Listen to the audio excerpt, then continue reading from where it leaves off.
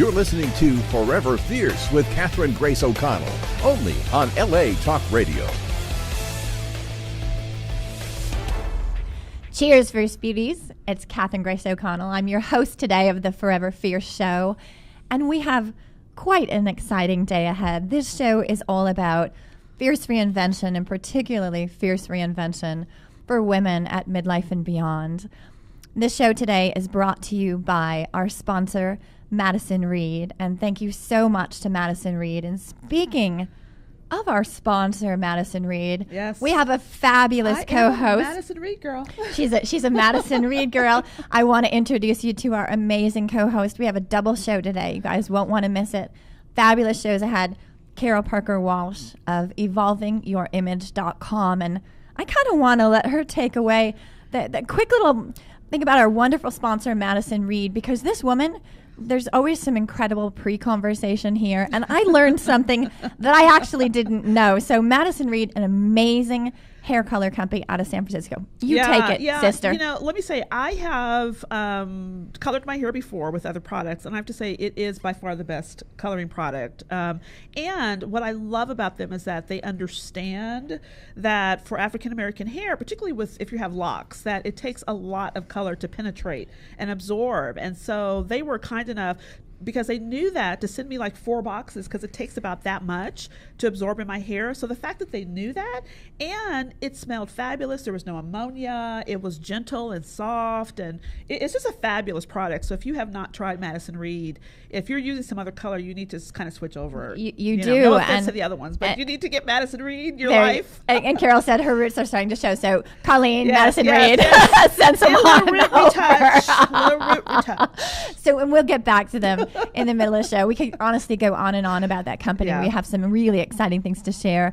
But today's show, this show is a little unusual. You know, some weeks we're going to have a guest on. Some weeks we're going to have co-hosts, you lucky devils. Sometimes it's just us kind of jabbering. And if you guys were in this room about a few moments ago, we had Sam over there pretty much muting the heck out of us. Right. We had a lot of fun. We can have some fun here. And this one is incredible when it comes to fun. But she's also an unbelievably, she has 2 sides, as we all do. Multiple sides, but as far as today's show, this incredible, fun, light, lively side, but also this badass, like fierce in the best possible way, badass, empowered woman who speaks her mind. Keep it real. What is it? What do you say? Yeah, you gotta keep it real. Gotta keep it. Hashtag keep it real. So one thing we wanted to talk about, I think additionally in the car, we have amazing conversations. Yeah. Carol's staying with me. We have incredible conversations. My sister from another mister. My sister. That's another story. We were talking about skeletons before. I think we all have them, but that's not one of mine. But the pre-conversation is so delightful, and there's some amazing things happening in the world. Amazing things happening. We just got back from a trip from New York City, 5-star by Chico's. Talk about a company that celebrates and empowers women at midlife and beyond. Oh my God, that company is incredible. And the day I was leaving, I was supposed to meet one of my Forever Fierce sisters, and we had to cancel because of the Women's March. Women are rising everywhere. Oh yeah, absolutely. The Me Too movement. Time's up. Hollywood. Yeah. It's our voice. Women are roaring. Using Katy Perry's little vernacular there. I mean, it's our time to like speak up, to shine, to step forward, to step out of the shadows, and actually speak truth to power, and to speak your truth and define your truth, and to let that be okay, whatever that is, and to get support and validation for that, which is so powerful right now. Well, I think we're redefining what power really means. Yeah. Power in the traditional sense, at least, it's kind of like fierce in the traditional sense when we were growing up. Might have been like a four-letter word. Power can be used properly and misused. Mm-hmm. The type of power and empowerment we talk about is an internal power. Yeah. It's an internal standing up inside of oneself. There's a brilliant book by David Hawkins that talks about power versus force. true power is exactly the opposite of force. And what we've seen up until now, I think, is particularly in celebrity circles or politics, could be power misused. Absolutely. Yeah. Yeah, a little abuse. When it starts going into the head and intertwines with the ego, it can be a little bit abusive versus having something internal and letting that shine through, which is more of an empowerment. It's like letting that move forward as opposed to having to force it upon other people. It's just about claiming your space and owning your voice as opposed to somebody silencing you or squashing you or putting their foot down on top of you. And that's been the fact that's been going on with power, particularly with women, for decades. And what happens with that as women is that we internalize that, right? We internalize that and reinforce it not only on ourselves, but others to stay quiet, to stay in our place, to not move forward, as opposed to really feeling capable and able to just, keep it real and speak your truth. Keep it real. Yeah. But the truth is we all have the right to power, the right kind of power. Yeah. We all have power. And I think feminine power, women, we've had it because, look, we have been managing households, children, education, upbringing. We have been creating little mini-me's, since the beginning of time, and managing so much and multitasking so much and being the bedrock of a lot of families and nowadays in a lot of industries, right? So, we have a sense of power. Our power is just different, but now we're able to really let that unleash and really show what that means, and I see it so fabulously in this kind of collaborative community of us supporting each other, because that's really a lot of where our power ignites, is in community and relationships. It's so important. I believe it's Joseph Coughlin who runs the Age Lab at MIT, and he wrote a book on longevity.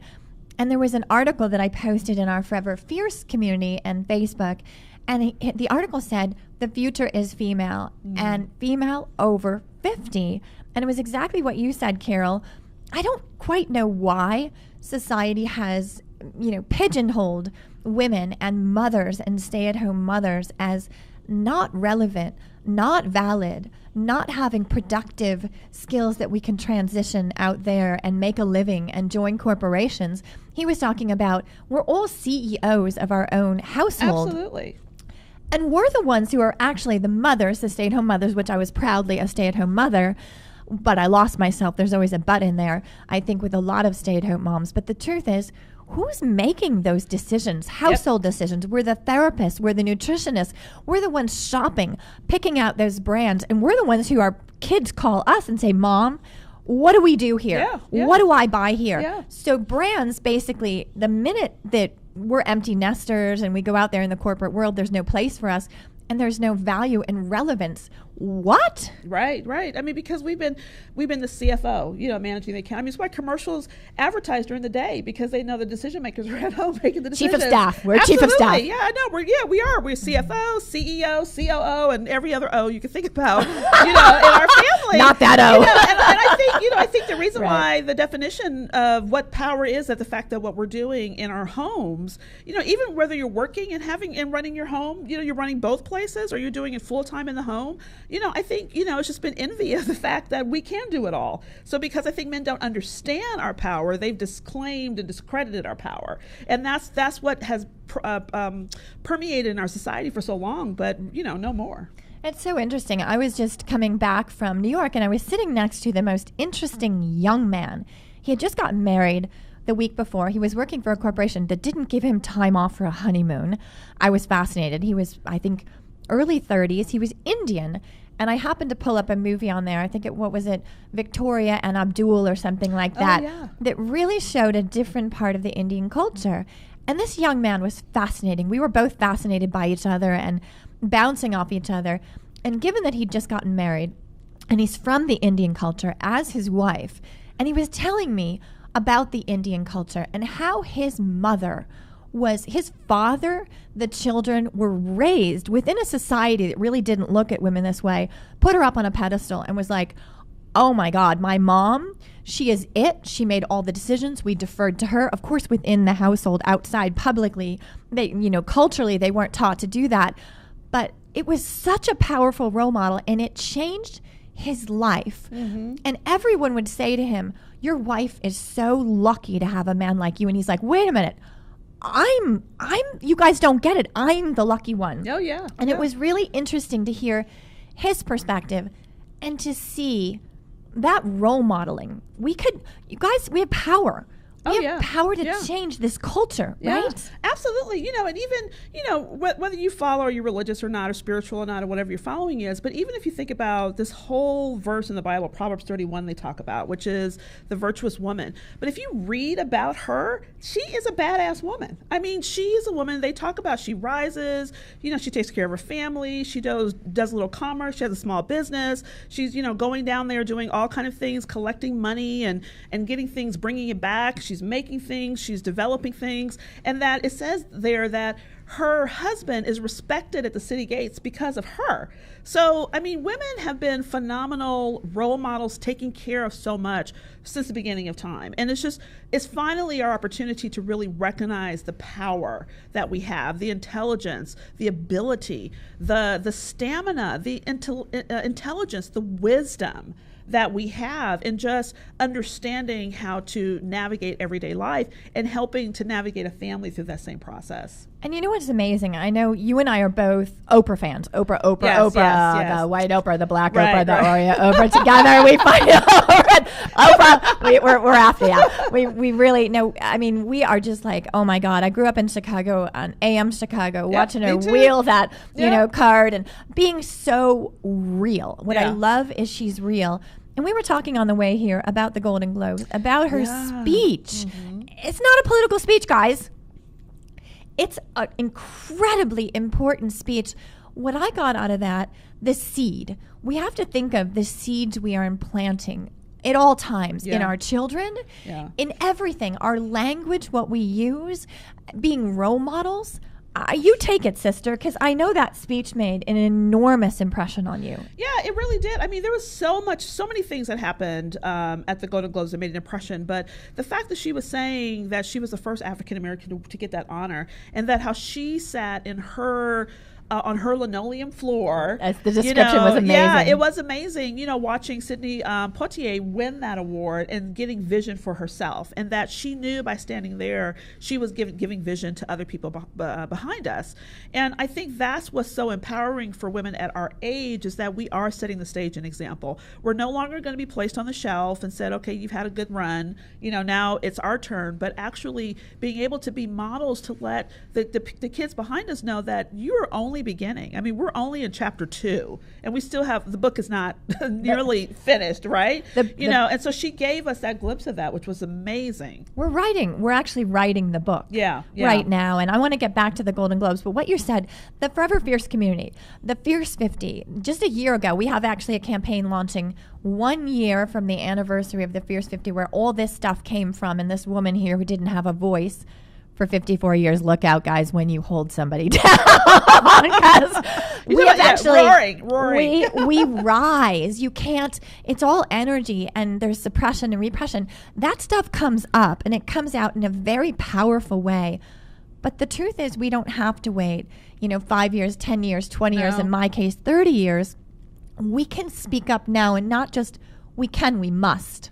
Yeah. And so the Forever Fierce movement, it's a movement, it's a revolution, and it's geared to women at midlife, but it's so much more than that. What Oprah talks about, planting a seed, we are planting a seed, both for women at midlife and beyond out there, but also for those, the daughters and all these youngsters coming behind us. We're busy putting a new frame around midlife, because the truth is, like Carol said, she's a perfect representative of women at midlife and beyond, and she's got all the stigma, midlife woman, and woman, African American, all those things you're not supposed to be. And look at her, taking curvy over, girl. Curvy girl, right? Yeah. And she is kicking ass and killing it. So I don't quite understand with women out there like Oprah, Brene Brown, Elizabeth Gilbert, Cheryl Strayed, incredible women out there using their voices, killing it. Why are we stuck in this perception? And I do want to get back to Golden Globes, but I want to talk about that a little bit, because that's what this movement is all about. It's not a reality, guys. It's a perception. Yeah. And I think, you shared about that, for why it took you so long for the voice. I mean, why it takes us so long. And I said, we internalize this message that, what we have to say isn't valid, that our limited experience, is it really that important? Or I only did this. We love to put that category, I just did, or make I ourselves only did. small. Yeah, we make ourselves small, and we make what we can do small, as opposed to seeing the significance of it, because it hasn't been validated by a larger society. And I think that's the challenge. But we do have, I remember when I went through my car accident, it was at a time in my life where I was really low. I had gone through a divorce, and, I had this, failed marriage. I was this Black single mama. I mean, I had all of these kind of stigmas that were placed on me that made me feel small. But I had a massive car accident, and while I was healing, it gave me an opportunity to kind of stop and look in the eyes of my children, both my son and my daughter. What example was I setting for my son in terms of what a powerful woman could look like, so that maybe one day he would make that choice, in terms of whatever, he decided to do as he got older. And then I particularly looked at my daughter, thinking, what message am I sending to her? What message of helplessness or dependability, or that I can't make it alone, or that I don't have a sense of place or voice in myself? And it shook me. It woke me up and said, I am so much more than a marriage. I'm so much more than even a mom. There's something about me that's significant. And if I can't find and claim my own significance, how can I help my daughter or expect her to do the same? I don't want her to feel that she's defined by things external from her, but that she's defined by who she is, her values, her beliefs, her goals, her aspirations. The things that make her laugh, the things that make her sad are important. They make up who she is, and it's the thing that's going to drive what she decides to do in her life, whatever that is. And the same thing with my son. I mean, it definitely was equally for my son, but because women, we internalize this kind of helplessness and this inability to kind of stand forth and go for what we want, it prevents us. It makes us play small. It's like that Marianne Williamson poem, which I love so much. Us playing small causes other people to play small. And don't be afraid of our light, right? Exactly, she talks about, exactly. Yeah, and when we play big, we give other people permission to play big too. That's what we have to do. That's the seed, I think, that we need to plant, so that not only for ourselves, right? Because we need to water that sucker and let her grow, but we also need to do that for the next generation as well. I hear what you're saying. I think what's really important is, you guys, everyone walking around right now is a role model. You don't have to be an Oprah. You don't. Amen to that. Right? You don't have to be me. You don't have to be Carol. You are a role model right now. Know that those little children have giant ears. Yeah. And every word that you say, every action you take, they're watching you. Yeah. You're a role model. You are planting seeds. Yep. And the number one seed we need to plant is within ourselves, right? Yeah. Don't look for validation. Doesn't come from out here, or at least that's how we've been programmed to believe. True validation, true power comes from within, doesn't it? And it doesn't come in competition either. That's the other thing. We live in a society that we have to be the best, number one, on top. And it doesn't mean you crawl over the next person or drag them down in order to rise. We truly can bring each other together. We can really lift as we climb. We're doing it together. We absolutely are.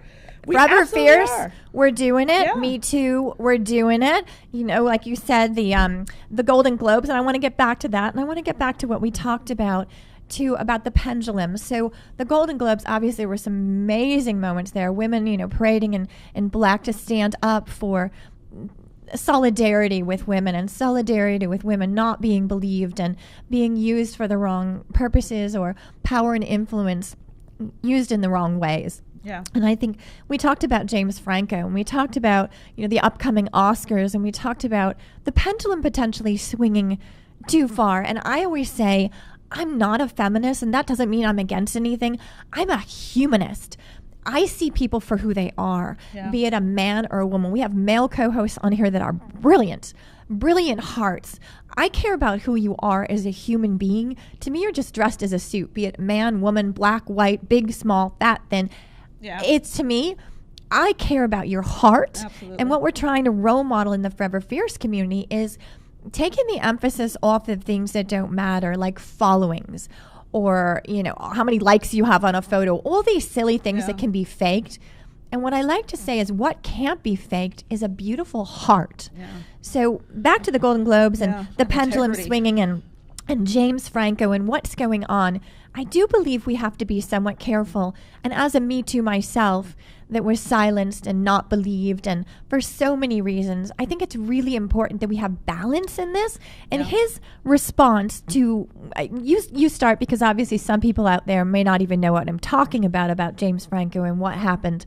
And the Yeah. way he dealt with it. Yeah, I think it was really great. You know, one of the things when we have these issues, sometimes we overcorrect, you know, and swing the pendulum too far. And, you know, I think it's the best thing that came out of this is the fact that women's voices are heard and validated, that whatever you're saying deserves to be heard and taken seriously. That is a huge step.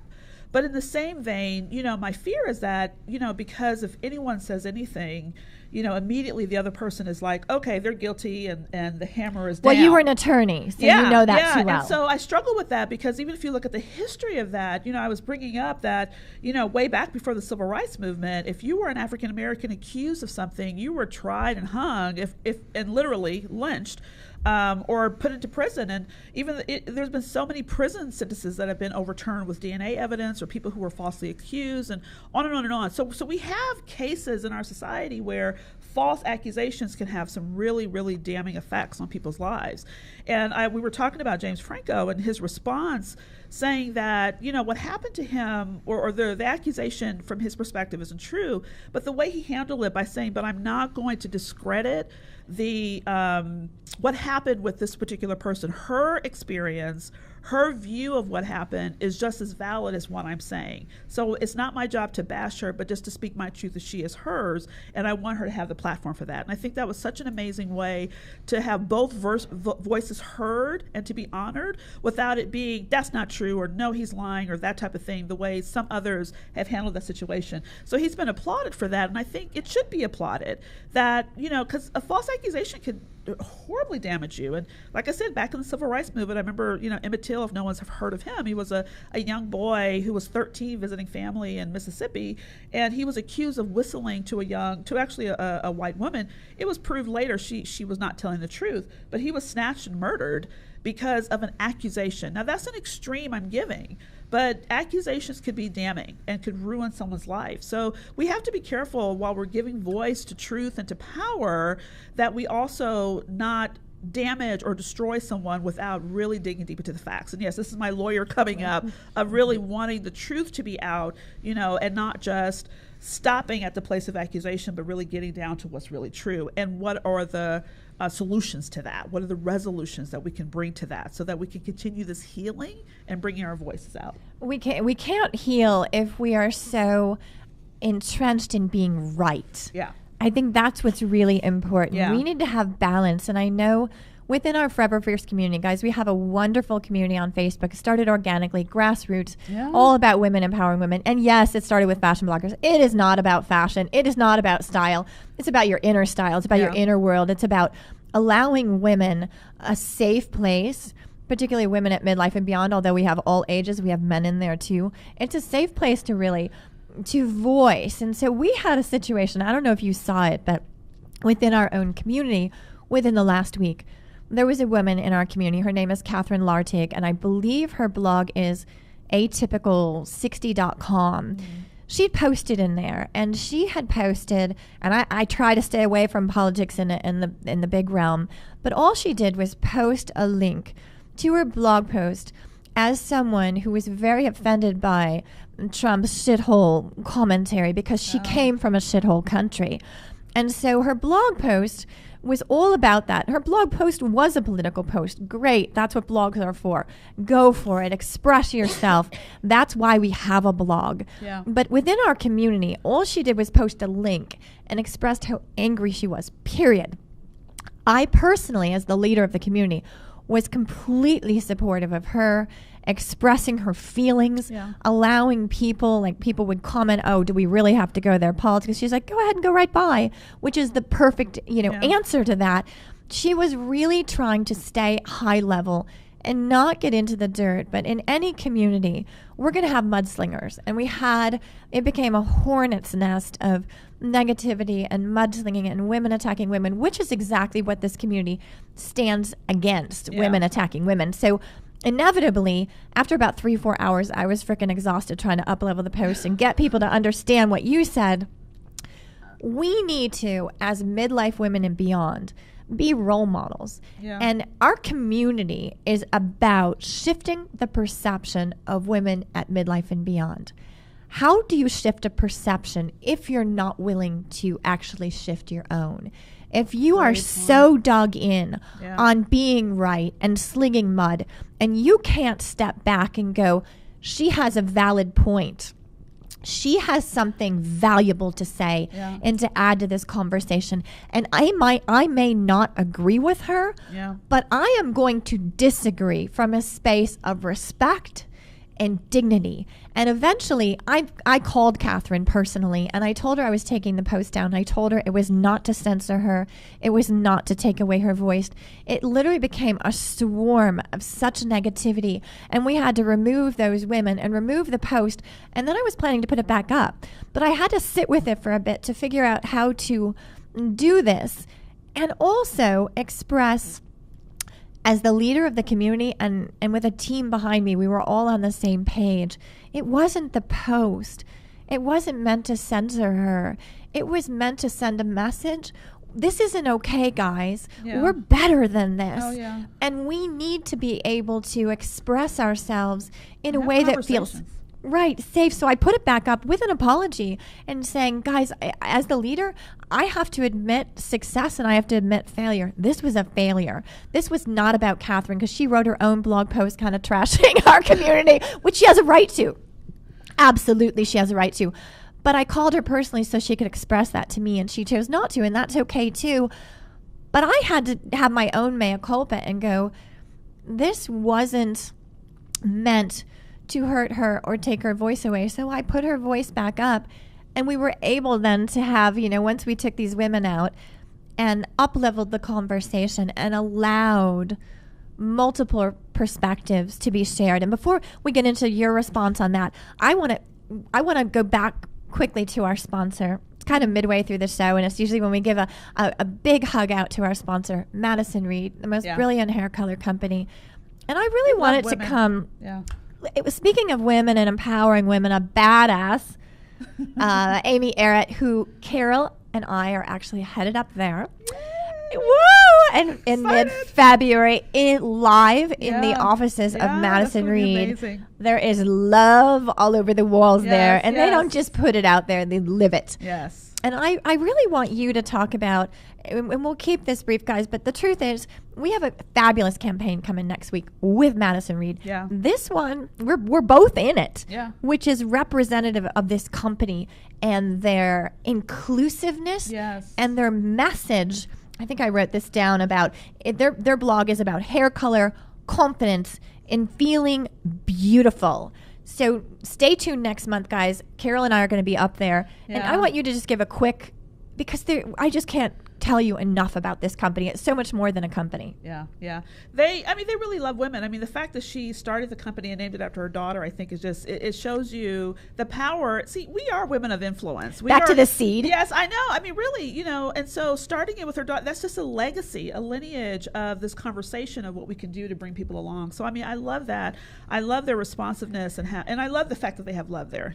Mike always teases me and calls me the ambassador of love. And I do. We gotta love each other. Can't we all just get along? Well, I think that actually weaves back to our conversation really naturally, because the seed. Oh, yeah, yeah. So, I want to say, the thing about it, I always tell people, I have disagreements with my family, but I love them, right? And so the thing that we have to do is to stick with this, if we just have the foundation that we're all in this together, that we're all human beings. Yes, we're all human beings. We love each other. No one has an ill feeling. If we can move off of that and really understand intent, is very different than what actually takes place.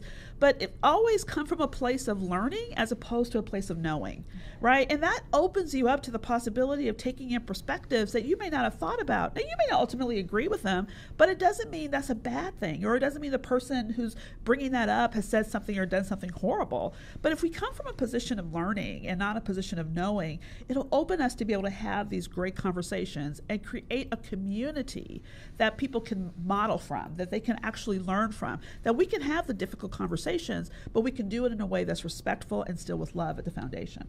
That's a great message. And I know every show this year, the whole theme running through this entire show, Forever Fierce, is about fierce reinvention. Yeah. And I think that's a great takeaway. It's not about be open to not being right. Yeah. Be open to being open, and be open to being human. Yeah.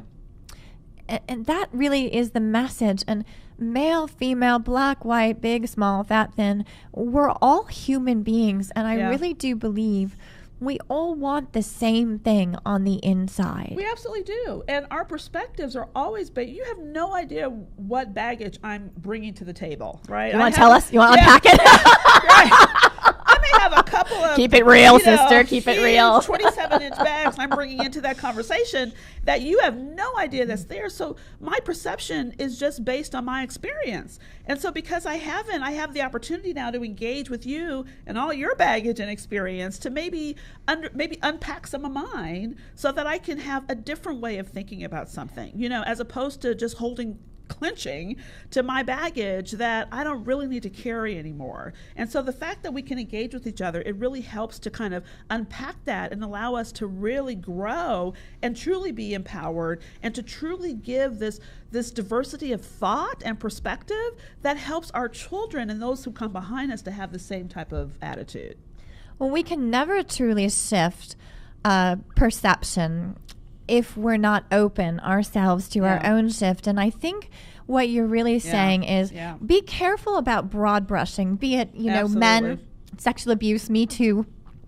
Be careful about taking that stance that broad brushes everybody as bad. Every man is bad. Everyone is. That's just not true, is it? And I mean, my father was more of a feminist, if you will, than my own mom. Wow. My dad was the kind of person that believed in women and the power of women and what we can do and what we can contribute to the world, where my mother had kind of been internalized with this idea of her place.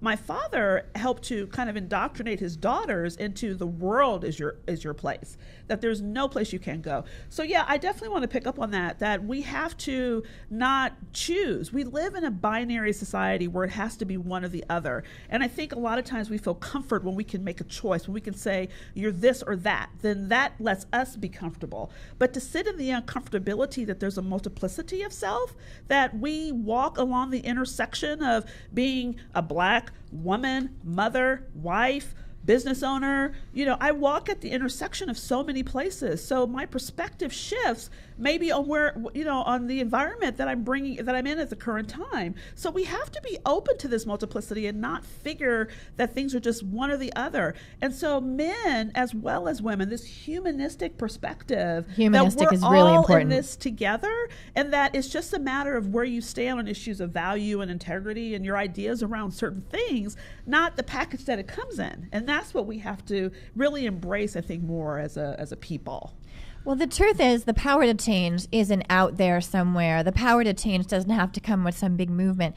The power to change starts inside of ourselves and standing up inside of ourselves. And that's really what Oprah does. And integrity. And what you're saying is the biggest influence in your life wasn't your mother. It was your father, this Indian man I was sitting on the plane. It was his mother who role modeled something so powerful and planted a seed. Or Amy Arad, whose daughter, literally Amy had been talking about hair color and starting this company and helping women. And one day she walked in from work and her daughter goes, "Mommy, are we going to do this?" So just know every one of us at all times are planting seeds. We're all planting seeds. So we're women of influence. Women are women. We are women of influence. And whether you're influencing in your family room or the boardroom, we are women of influence. And those seeds are they're gonna come to fruition. So when you use language we have a member of our community, Julie Liamsby. She works at Nickelodeon, has for decades. She's a master of language and linguistics, and so is Oprah, and so is Tony Robbins, and so are most of those people out there in personal development. The language we use out here, but more importantly, in here, in our minds. And we're going to get on. We have a fabulous guest today, Ryan Lauderdale, and talk about mindset in our minds. But as women, this cultural programming, it affected me deeply from childhood on. The things I was told, I was told I was a worthless piece of shit. And it wasn't what I was told. I was told it over and over. It was what I believed. Right. Yeah. So be careful at all times. You never know those words that come out of your mouth, and I've done it. I've used words that have scarred. The scars we carry internally that we can't see, to me, I've been through it all. Physical abuse, sexual abuse, psychological abuse. To me, the psychological or the mind shit, pardon my French here, is the worst because it's insidious, it's confusing, it's culturally acceptable, at least until now. Yeah. I mean, finally, I have an opportunity to speak up for that and totally disregard this idea that our experiences are invalid or just part of being a woman or something that you just go through and you just kind of sit back and it's just the challenge of getting to that next place, and it doesn't have to be that way. My experience has been similar around, I shouldn't say that, it's not been similar, it's been a little bit different in that, my experience around being a woman of color and the restrictions on that, on when I was an attorney and, being treated as if I was the person to get the coffee as opposed to the opposing counsel, or told that, I can't do certain things. I remember when I talked about being an attorney, being told, well, there's a lot of reading in that. Are you sure? That's something you can do. So, and even when I was in high school, when I had the GPA, I think I ranked 3 in my class, and I was a dean's list and all this other kind of stuff. And my counselor was trying to gear me toward a trade as opposed to maybe going to one of the top universities that I could potentially have gone to. So just constantly getting fed these messages that, you're not quite good enough. You're not quite what we're looking for. You don't fit the mold in terms of what you can do and where you can go and the achievement or the pinnacle of the heights that you could potentially reach. And, we joke about, like she said, following Oprah, but Oprah is an example for that. I mean, she has had every barrier put against her in a lot of ways, but she still moved forward with a vision and a belief in herself. That's what carried her through. I remember I was watching an interview that she did with Mike Wallace when she was first starting about whether or not her show would be big or not. And she said, I'm hoping it'll be big one day. And he asked her, well, what'll happen if it won't? She said, I'll be fine because I know who I am. And I know what I represent. And whether the show gets big or not, I hope it does. And we know what happened there. She said, I'll still be who I am, and I'll still walk with the same integrity that I walk with today. And that was so powerful to me to see back then that the belief was huge, that the belief came from herself. And it wasn't about having to get a big show or be validated by the show or anybody else, but it was a belief in herself. And that's why her show became big. That's some powerful keep it real shit, Ms. Oster. Yeah. But I think the message in all of that is the one thing we have control of. We have control of our mind. We have control of our belief system. And so projections, you guys, I've learned a lot about psychology. Projections have power. Projections are what we say and project onto another. So there's negative projections and there's positive projections. Do you want to change someone in a negative way or a positive way? Think about it before you say anything and project that onto somebody, because that person, it could stick and it could really affect them for the rest of their lives. But you also have the power to project positivity. And on the flip side of that, when you're the recipient, when you're an Oprah, your energy, your self-esteem, your self-confidence, your self-belief is Teflon. And somebody says something negative to Oprah, it bounces off. Yeah. She knows who she is. She knows who she is. She's standing up inside of herself with this incredible internal belief system of integrity. Like she said, It's not about being famous. Right. You know, It's about being her. It's about being her in her own mind, in her own place, in her own walk in life. She was a powerful woman. She was a famous, she was Oprah. She has always been that. It was her, of course, that grew, and people see that now, but it was always there. It wasn't something that grew as the show grew. It was because of her that the show grew the way that it was, because of the power that she stood in. And that's what we have to do, is to be able to find and locate that power, which is challenging. You know, is what Catherine said. We get met with so many messages that tell us what we're not good enough for. We're not tall enough. We're not short enough. We're not thin enough. We're not round enough. We're not, dark enough. We're not blonde enough. Whatever it is, we keep getting met with these messages constantly that are telling us that something's not quite right. And once you think you figured it out, we found something else. So that's why we have to have this strong sense of self within us. You know, I get, so every now and again, I get people, because I talk a lot about body positivity and body image. And yes, I'm a curvy girl. I wasn't always a curvy girl. You know, I blame my children. Those darn children. I blame my kids for stuff too. I know. My son who's 21 is like, you gotta get that up. I gotta get over that now, Mom. I'm like, no, it's still baby fat. But the point is, I've been accused in some way of trying to advocate for an unhealthy lifestyle. And that is not my message at all. But here's the deal. I can make a choice about where I'm at in the size. That's probably one of the few things I have in some semblance of control in my life. But the point is, it's not about whether or not I choose to do that or not do that, or whether you should do that or not do that. What I believe in is that you have to love yourself right now. Because let me tell you, girlfriend, if you don't love yourself at a 22, you ain't going to love yourself at a 2. That's an external thing that's been fed to us.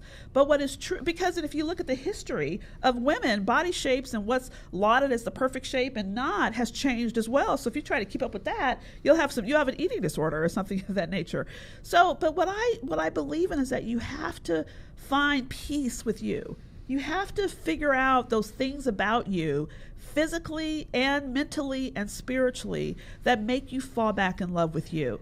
And if you can start from there, then you can build everything else from there. But it has to start there. That's a beautiful message, and I cannot remember this, but the person who did this, but there was a video that went viral within, say, the last month, and it was it's on my page on Facebook, Catherine Grace O'Connell, and I'll repost it.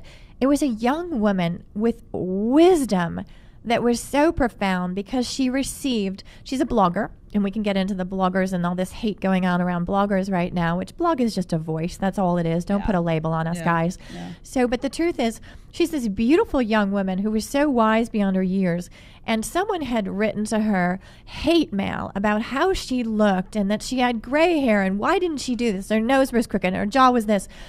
And she created a video that was unbelievably powerful.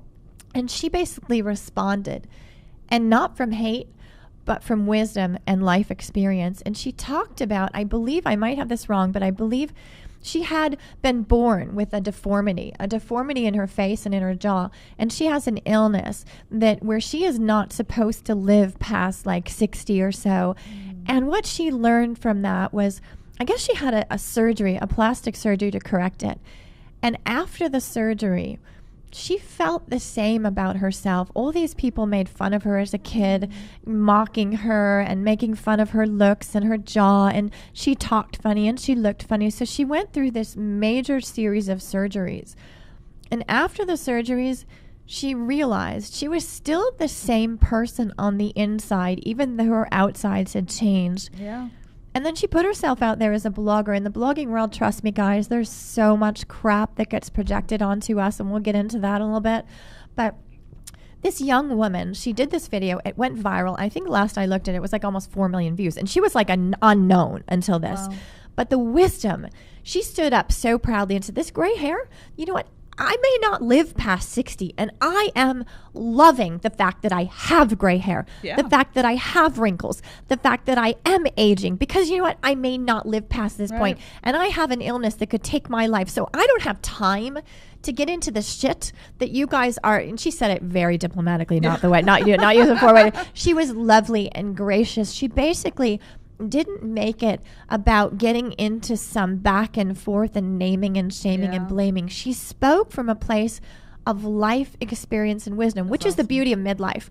Yep. We have learned something that youngsters, unless you've gone through experiences like that are life-changing, we have so much wisdom and can share. And why society projects so much crap onto us, I don't know. I'm baffled, and that's why I'm doing my part and standing up and saying, hey, amen, sister.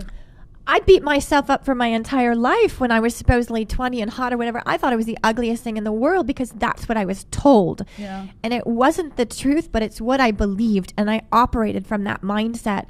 So we have control, most importantly, of our minds, of our beliefs, and also what we put out there onto others. So think about that, guys. Yeah. When someone is there, it's just a mirror. Yeah. That's it, right? Yeah, and we have power on what we believe, and also the things we project onto others. Just think about it. That might become their belief system. And do you want to plant a negative seed or a positive seed in that person? Yeah. We have to undo that. We have to start speaking love.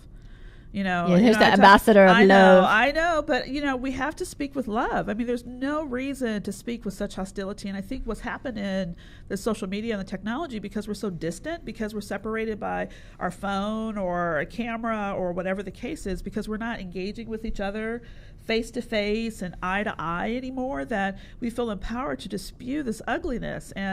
But we have to think about, honestly, when I met with it, my first thought is, wow, you must be hurting. And that's because I've gone through my own development and process of trying to, reclaim myself and own my significance and find my voice and my space in the world. And, I've done that work. My whole 30s, was a... I see some emotion coming up. We all have that, when we start getting real, keep it real and getting into... We all have that. Yeah, that was my crossover time of really doing that self-work to really figure out who I... And it hasn't ended, let me be real, because it doesn't stop. You're constantly learning and growing. Hopefully you're learning and growing as you move through your life. But, we have to just, really start figuring out how we can love up on each other, how we can support each other, how we can... undo the messaging that comes from, all women get together and all we do is be catty and all these ideas. And there is some of that, we know, we see it in social media. I think we buy into it and perpetuate it. That's the problem. That's exactly what Catherine's saying. We project, but we internalize. We spit it out. We take it in. It becomes our truth. We got to spit that shit out and be real and be honest with each other and expose the vulnerability, expose those places where you don't feel fabulous and great, because damn it, I don't. I mean, there are days I wake up and I'm like, back to bed for me. Right. There are just some days where I am not feeling powerful and fierce. There are days that literally I'm feeling like I have to binge watch something just to escape from the fear that's going on in my head and in my mind. So we all have, every day is a journey. Every day is a decision. It's a choice of whether or not I'm going to let what society thinks of me or my neighbor thinks of me or that hater over there thinks of me rule what I think of myself and the contribution that I can make. Or even if I did something stupid or said something that I'm like, oh, what was I thinking? I am not going to let that define me, and so I have to be able to take that, sit with that, and then move forward. But I have good days, I have bad days. There are times that it's a struggle, and there are times where it comes easy. But in all of that, I have to get back to, who am I? What are my values? What is my purpose? Because we all have one. What is my gift and what am I here to do? And that's to try to help other women to be able to own their significance and power and to share their brilliance with the world. That's my purpose and passion. And so if I remember that's what I'm here to do and that's what I want to do, then it helps me to get back into the game and to get out there and do that. And that's some powerful shit. Keep it real, guys. There's no question. Every show, we're going to leave you guys with really 3 actionable takeaways. And I think there were way, way more than 3 on this show. But this one, Carol Parker Walsh, evolvingyourimage.com. Number 1, # keep it real. Keep it real. First of all, with yourself. Keeping it real starts with yourself. And when you wake up, as I do, as Carol does, some days look in the mirror, and I have those awful thoughts about myself. It happens all the time. It's not like this is a straight shot out. It's not. And when she talks about love, she doesn't mean this romantic fantasy Cinderella Disney love. It's not that. It's in those moments when you have those self-hatred thoughts. We all have them as women. We've been projected. We live in a culture. project some love. Stop it in that instant. Yeah. The truth is, keep it real. You have power. You, right now. The power is not out there. The power is inside of you and your beliefs. Yes. You have power over what you believe. You got this, girl. You got this, girl. And you also have power over what others believe. Think about that. Think about the seeds you're planting. Do you want to plant beautiful ones in your own mind and for your children as a role model? And for out there in the world, what kind of seeds do you want to plant? And in the meantime, stay tuned. We got another show coming up.